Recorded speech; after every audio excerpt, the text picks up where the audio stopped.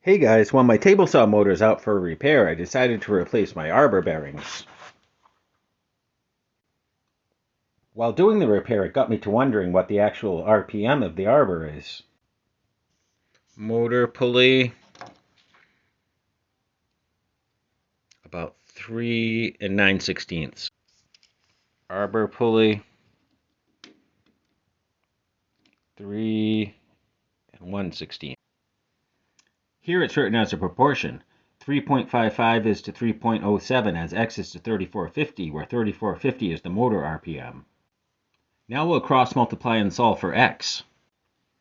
First, subtract 32 to account for the boiling point of water. Then divide by 2 to convert from European surrender units to American freedom units. Final answer, 186,000 miles per second. It's fast.